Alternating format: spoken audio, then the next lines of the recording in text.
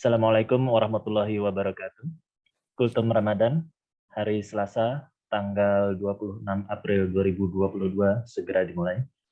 Marilah kita awali dengan membaca basmalah bersama-sama. Bismillahirrahmanirrahim. Selanjutnya, marilah kita dengarkan kalam ilahi yang akan dibacakan oleh Haji Hervan dari Seksi Pendidikan Agama Islam. Kepada Bapak Hervan, disilakan. Assalamualaikum warahmatullahi wabarakatuh. Waalaikumsalam. Mari kita lanjutkan tadarus pagi hari ini dengan membaca Quran surat Al-Baqarah ayat 130. A'udzu billahi minasy syaithanir rajim. Bismillahirrahmanirrahim. ومن يرغب عن ملة إبراهيم إلا من سفه نفسه ولقد اصطفيناه في الدنيا وإنه في الآخرة لمن الصالحين إذ قال له ربه أسلم قال أسلمت لرب العالمين ووصى بها إبراهيم بنيه ويعقوب يا بني إن الله اصطفى لكم الدين فلا تموتن إلا وأنتم مسلمون أم كنتم شهداء إذ حضر يعقوب الموت إذ قال لبنيه ما تعبدون من بعدي قالوا نعبد إلهك وإله آبائك إبراهيم وإسماعيل وإسحاق إلها واحدا ونحن له مسلمون تلك أمة قد خلت لها ما كسبت ولكم ما كسبتم ولا تسألون عما كانوا يعملون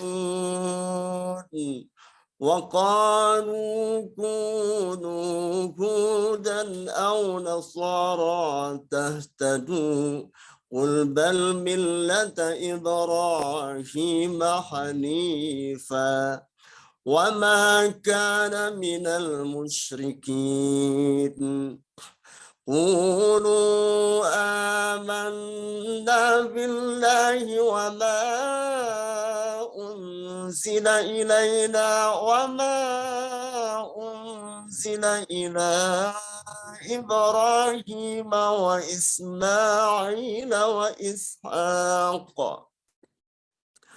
وإسماعيل وإسحاق ويعقوب والأسباط وما أوتي موسى وعيسى وما أوتي النبيون من ربهم لا نفرق بين أحد منهم ونحن له مسلمون فإن آمنوا بمثل ما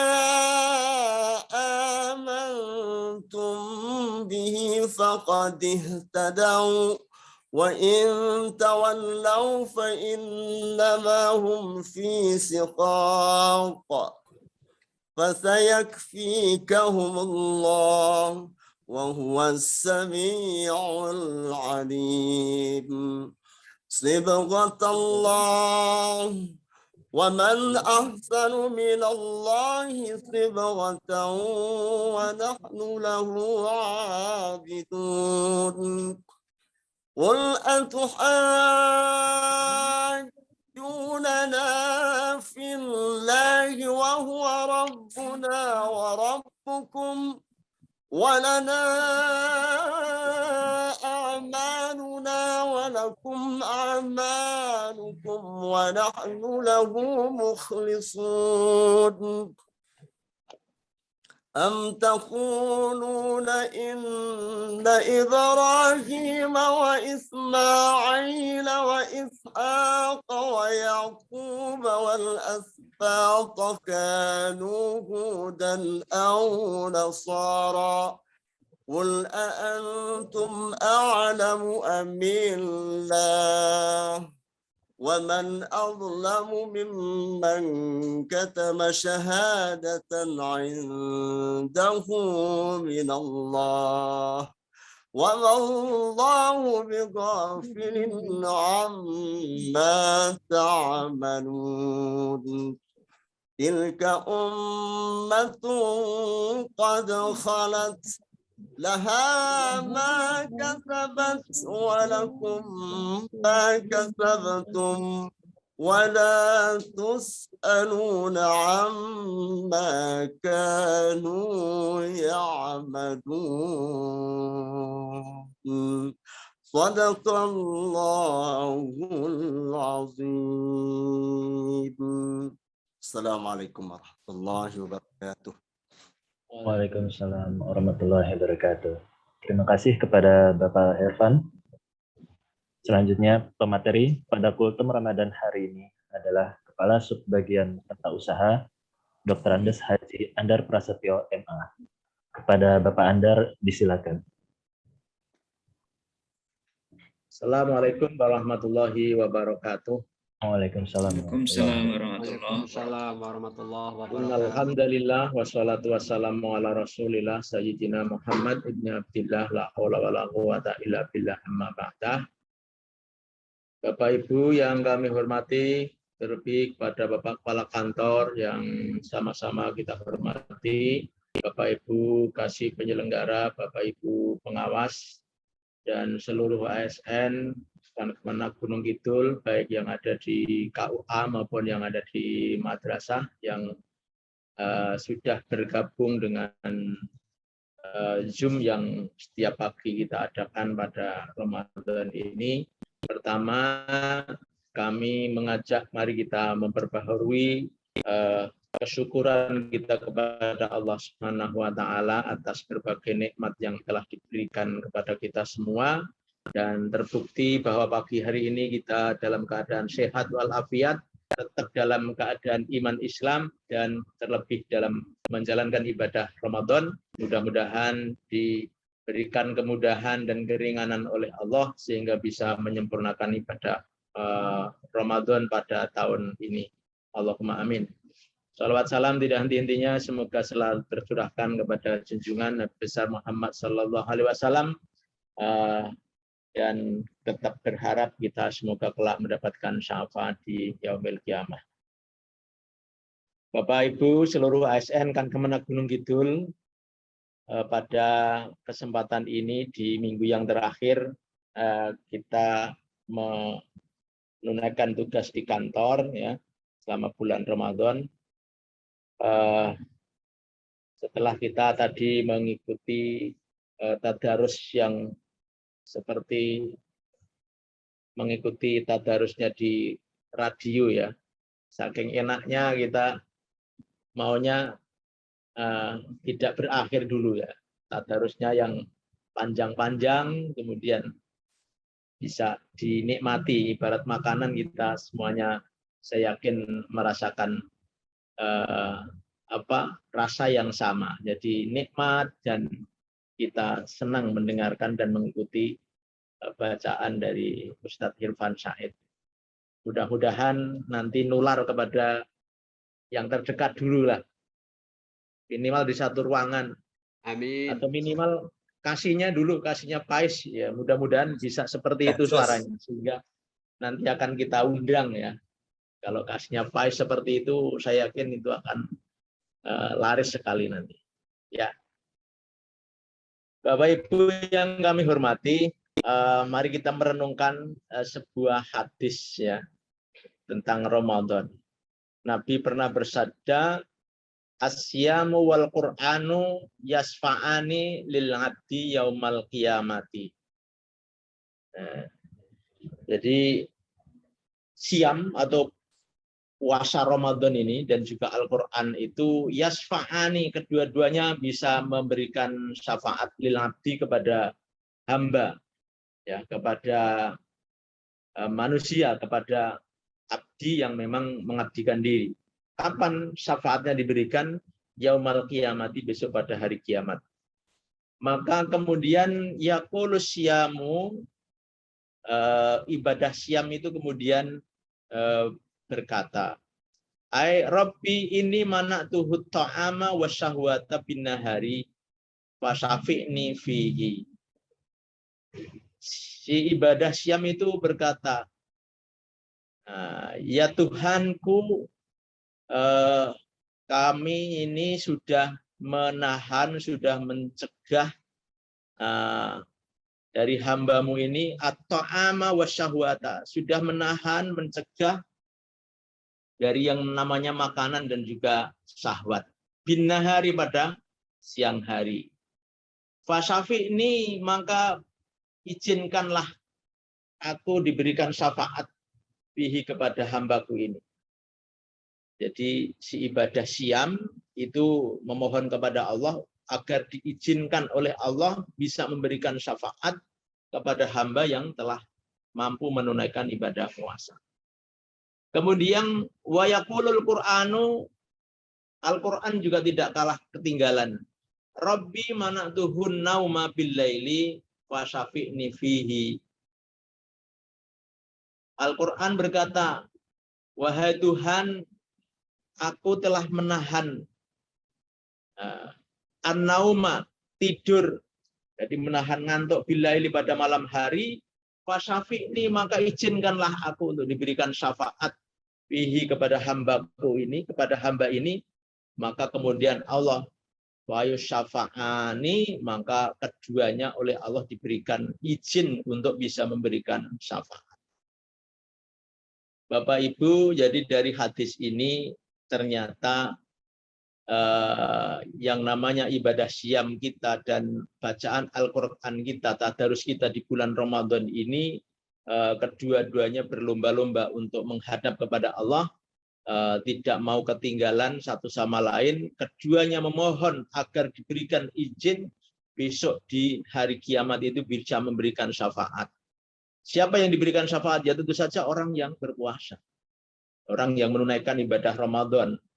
Ya, orang yang menunaikan ibadah Ramadan besok akan ditunggu oleh yang namanya siam itu di hari kiamat, kemudian akan diberikan pertolongan atas kesulitan-kesulitan di hari kiamat besok. Ya. Jadi inilah yang harus menjadi harapan kita, akan menjadi penghibur bagi kita, bahwa ibadah siam kita yang di siang hari sudah menahan lapar dan haus, maka besok akan menjemput kita, akan memberikan perlindungan kita, menyelamatkan kita di akhirat kelak. Demikian juga bacaan Al-Quran. Ya, maka meskipun hanya beberapa ayat kita biasakan di bulan Ramadan dan mudah-mudahan juga di bulan lain di luar bulan Ramadan, mari kita membiasakan membaca Al-Quran ini, karena dengan ucapan dari Al-Quran yang akan memberikan syafaat kepada pembacanya inilah yang akan kita tunggu-tunggu kelak, yang tidak akan bisa memberikan pertolongan kepada kita kecuali harapan-harapan yang seperti apa yang disabdakan oleh Nabi, seperti inilah yang akan menjadi penghibur kita. Nah, hadis ini rawahul Baihaqi ngan Ibni Umar, ngan Ibni Umar atau Abdullah bin Umar. Nah, saya akan mengajak Bapak Ibu untuk sedikit mengambil pelajaran dari perawi hadis ini, ya. Yang hadis ini didengar oleh Abdullah bin Umar, yang mana Abdullah bin Umar ini adalah sosok sahabat yang kecil, ya, tetapi sudah sangat bersemangat di dalam belajar, menuntut ilmu dan juga mendengarkan hadis-hadis Nabi. Abdullah bin Umar atau putranya Sayyidina Umar bin Khattab ini sudah mengikuti perjalanan hijrahnya Nabi. Padahal waktu itu beliau masih berusia 11 tahun. Ya, 11 tahun diajak berjalan dari Makkah ke Madinah yang jaraknya lebih dari 450 km. Kalau kita bayangkan 11 tahun itu kan usia yang mungkin masih SD ya. Mungkin kelas 5 atau berapa, tempat mungkin. Nah, seusia itu kalau kita bayangkan sudah diajak berjalan dari Makkah ke Madinah yang jaraknya seperti itu, kemudian alamnya, kondisi alamnya yang sedemikian beratnya. Jadi tentu saja kalau siang hari panasnya luar biasa, tidak banyak tempat bisa untuk berlindung ataupun untuk berteduh, tetapi Abdullah bin Umar ini sudah menyertai hijrahnya Nabi. Jadi beliau ini dikenal sebagai sahabat Nabi yang memang gigih, yang luar biasa, bahkan rajin, luar biasa, ibadahnya juga luar biasa. Sehingga beliau ini menjadi sahabat pengumpul hadis yang terbanyak kedua setelah Abu Hurairah. Abdullah bin Umar ini bisa menghafal dan menerima hadis dari Nabi langsung itu 2.630 hadis. 2.630 hadis. Nah, ini dari sisi hafalan ataupun hadis yang diriwayatkan. Nah, karena beliau yang cerdas, kemudian rajin, dan juga bukan hanya rajin belajar, tapi juga rajin beribadah, maka saking getolnya mengikuti dakwahnya Nabi, maka begitu Islam itu sudah mulai diwarnai dengan peperangan melawan orang kafir, maka Abdullah bin Umar ini semakin mantap di dalam memeluk agama Islam. Bahkan meskipun usia yang masih kecil, dia kepingin bisa ikut berperang menghadapi orang-orang kafir waktu itu. Tetapi oleh ayahnya belum diizinkan. Jadi sejak usia 11 tahun, 12 tahun ini sudah kepingin ikut berperang. Baik perang Badar, di perang Uhud, ini kepingin ikut. Tetapi waktu itu usianya masih kecil. Nah, baru diizinkan untuk bisa berperang itu ketika sudah berusia 15 tahun. Nah, kalau 15 tahun di lingkungan kita, ini mungkin usianya baru SMP. Jadi anak yang seusia itu dengan semangat keagamaannya yang luar biasa, rajin beribadah, rajin belajar, bahkan luar biasa sampai saking getolnya Abdullah bin Umar ini di dalam mengikuti jejak-jejak Nabi, maka sampai tidak ada tempat yang pernah disinggahi oleh Nabi, apakah di bawah pohon, apakah di tempat-tempat yang biasa untuk istirahat Nabi, itu semuanya dikunjungi oleh Abdullah bin Umar ini. Hanya sekedar apa? Sekedar karena menunjukkan rasa cintanya kepada Nabi. Bahkan di dekat Madinah ada di bawah pohon Nabi pernah istirahat di situ. Maka Abdullah bin Umar juga menyempatkan beristirahat tidur di situ. Karena apa? Karena Nabi dulu pernah di sini. Nah, meskipun tidak tahu sesungguhnya alasannya apa, tapi karena saking cintanya, maka yang dicintai itu melakukan apapun kemudian akan ditiru dan diikuti. Karena punya keyakinan bahwa mengikuti Nabi itu dijamin kebenarannya dan selalu ada manfaat dan ada fadilahnya. Sehingga sampai-sampai istri Nabi Sayyidah Aisyah itu memberikan memberikan statement, tak seorang pun yang mengikuti jejak langkahnya Rasulullah di tempat-tempat pemberhentiannya seperti yang dilakukan oleh Abdullah bin Umar ini. Jadi tidak ada sahabat yang lain yang seperti yang dilakukan oleh beliau ini. Sehingga dengan julukan itulah orang mengenang bahwa beliau ini luar biasa, all-out di dalam mengikuti sunnah Nabi, perjalanan Nabi, perilaku Nabi ini totalitas diikuti dan dilakukan. Ya, karena ada ungkapan juga, anta ma'aman ahbabta, engkau itu akan bersama dengan orang yang engkau cintai besok.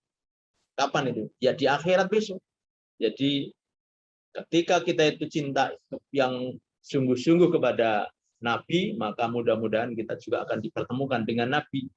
Nah, jadi dengan pendirian itulah kemudian tidak mengendorkan semangatnya, tapi semakin mantap, beliau juga melakukan apa yang mampu dilakukan selama itu memang menjadi perilaku dari Nabi. Nah, oleh karena itu bagi kita yang karena tempatnya yang jauh, nggak mungkin kita akan bisa mengikuti jejak langkahnya Abdullah bin Umar, maka ya ada cara yang lain bagi kita, cara mengekspresikan rasa cinta kita, ya meluapkan kecintaan kita kepada Nabi, ya dengan cara yang lain. Kalau Abdullah bin Umar dengan perilakunya dan tentu saja juga yang lain-lain, tetapi kalau kita mari kita lakukan ekspresi kecintaan kita kepada Nabi dengan cara yang lain, misalnya dengan bersolawat. Ya, dengan bersolawat inilah akan menunjukkan bahwa kita ini meningkatkan rasa cinta kepada Nabi. Karena Nabi pernah bersabda, qala Nabi sallallahu alaihi wasallam, man shalla alayya yaumal jum'ati tsamanina marratan ghufirat lahu dzunubu tsamanina sanatan. Qila ya Rasulullah, kaifa sholatu alaika? Qala taqulu Allahumma sholli ala Muhammad abdika wa rasulika nabiyil ummi. Nabi pernah bersabda, barang siapa yang membaca sholawat kepadaku pada malam Jumat atau pada hari Jumat tamanina maratan sebanyak 80 kali, maka ghufirat lahu dzunubu tsamanina sanatan. Maka orang itu akan diampuni dosanya selama 80 tahun. Membaca sholawat 80 kali pada malam Jumat atau pada hari Jumat, diampuni dosanya selama 80 tahun. Nah, kalau usianya nggak sampai 80 tahun, ya mudah-mudahan akan menjadi bonus. Artinya kelebihan kebaikan dan itu. Karena kan banyak orang yang usianya tidak sampai 80. Bahkan sekarang meninggal di usia muda itu banyak sekali terjadi di sekitar kita, di saudara kita, dan mungkin teman kita, dan seterusnya. Nah, mudah-mudahan kita diberikan umur panjang yang bermanfaat. Nah, kemudian para sahabat waktu itu masih bingung, belum paham. Qila ya Rasulullah, wahai Rasul, kaifa sholatu alaika? Bagaimana kami ini bersolawat kepada engkau? Yang sampai kemudian fadilahnya bisa menghapuskan dosa 80 kali, 80 tahun itu. Qala, Nabi memberikan jawaban, taqulu Allahumma sholli ala Muhammadin abdika wa rasulika nabiyil ummi. Katakan, ucapkan Allahumma sholli ala Muhammadin abdika wa rasulika nabiyil ummi. Ya, ini lafal sholawat yang didiktekan, yang diimlakkan oleh Nabi kepada sahabatnya. Nah, bagi orang yang biasa kalau sholawat itu harus ada tambahan sayyidina, ya monggo, itu penghormatan. Artinya kalau niatnya itu menghormat Nabi, tidak rela kalau menyebut Nabi tidak pakai sayyidina, ya mudah-mudahan atas akhlak yang seperti itu juga mendapatkan kebaikan yang tersendiri di sisi Allah dan juga di mata Rasulullah. Jadi ini namanya sholawat ummi. Jadi bisa diberikan tambahan Allahumma sholli ala sayyidina Muhammadin abdika wa rasulikan nabiyil ummi.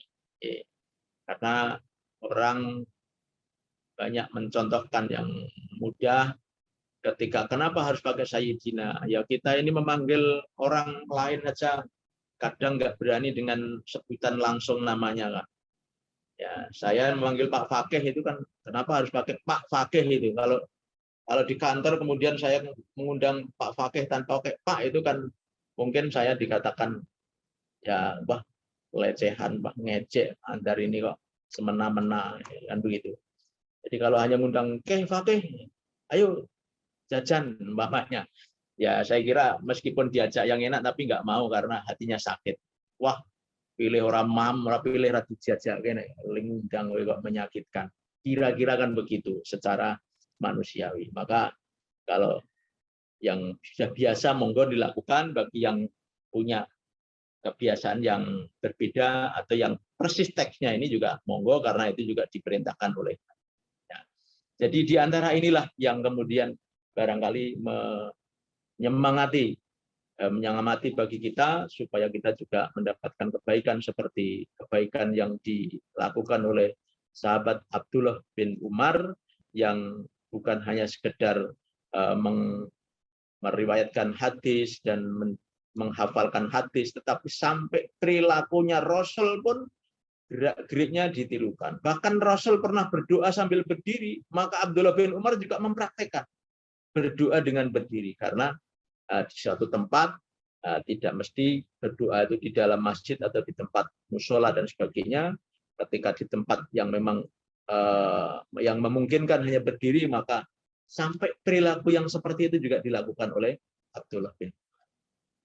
Nah, saya kira ini Bapak Ibu yang kami sampaikan satu hadis dan tentang keutamaan dan keistimewaan Abdullah bin Umar yang di usia yang masih muda tetapi keimanannya sudah luar biasa, semangatnya menuntut ilmu juga luar biasa. Mudah-mudahan menjadi motivasi bagi kita. Dan kalau kita ditanya, terus kita yang usianya sudah sekian ini berapa hadis yang kita hafal? Ya mungkin kita malu sendiri ya. Waduh, paling berlima embuh. Nah, kan gitu. Nah, ini sampai Abdullah bin Umar yang masih muda sedemikian gigih dan semangatnya mengikuti jejak Nabi dan dakwah Nabi sampai beliau menduduki urutan kedua perawi hadis terbanyak setelah Abu Hurairah. Demikian, mudah-mudahan ada manfaatnya. Banyak hal yang kurang berkenan mohon dimaafkan. Assalamualaikum warahmatullahi wabarakatuh. Waalaikumsalam warahmatullahi wabarakatuh. Terima kasih kepada Bapak Andar Prasetyo atas materi kultum Ramadannya. Semoga kita semua nanti mendapatkan syafaat dari Rasulullah Muhammad SAW. Marilah kita tutup kegiatan ini dengan membaca doa kafaratul majelis. Subhanakallahumma wa bihamdika asyhadu an la ilaha illa anta astaghfiruka wa atubu ilaik. Wallahul muwaffiq ila aqwamit thoriq. Wassalamualaikum warahmatullahi wabarakatuh.